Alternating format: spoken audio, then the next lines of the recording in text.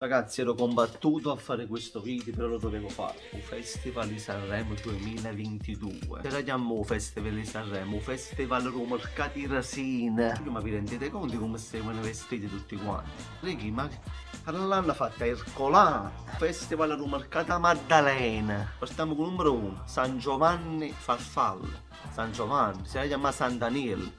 Li metteremo un prosciutto un gol qui. Non vogliamo poi parlare lo secondo, Giovanni Truppi. Cioè si è presentato con la canottiera, ma che avviene rimelluna. C'è una variante storia, mettete una cammasella, cosa.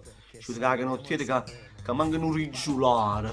Ed è sul cantante delle vibrazioni, che andammo a mocco. Sapeva si assomigliava. Un calzolare stisciano, sapeva si assomigliava a Johnny Depp. Vabbè, lasciamo stare questo. Emma Marrone, che ogni volta che cantava faceva una pucciacca. Chiamava Emma Marrone o Emma Marpione, non si è capito ancora. Su dopo che la cosa anche pareva veramente un cani cancillo. Piaciuto Matteo Romano, un giocatore di 13 anni, con una camicia sceva 4 volte un culo che sa che un coppo mercato a Maddalena, 50 centesimi o pizza. E a un certo punto stai pensando, ma è Sanremo o Zecchino d'Oro? Finché poi è entrata Iva Zanecchi, che secondo me ha storia riconosciuta di Enzo Arbor, tale e quale la parrucca in capo. Secondo me è Enzo Arbor che ha fatto una magagna per trasai. Poi è uscita Donatella Rettore, una parrucca riccia in capo, di questa maniera, i capelli anche pareva Rudelia De Mon, pareva. Cioè, ma che cazzo di gente, ma come vi vestite? Bello il colmo, e quando è da su Elisa, che dopo 20 anni di Sanremo si è presentato e si è deciso di fare proprio la comunione là.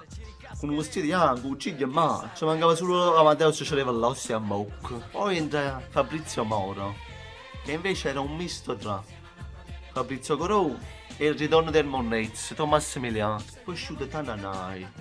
Canzacci su passato remoto il verbo tannacidere, Tananai. Una certa doppio petto pareva l'ispettore Gadget, pareva. La canzone si intitola pure Sesso Occasionale. Quando ti ha curato di questa cosa ancora? O fa solo che stindi di parco con Manu Rattoso. Trasirama, voglio un voto fa quando trasirama, pure una si Amadeus scocciolai. Un scendrino da nonna ancora, che non c'è capito che caro ha pigliato un nome Rama, si chiama Ricama, ate che Rama, troppo poco di ras.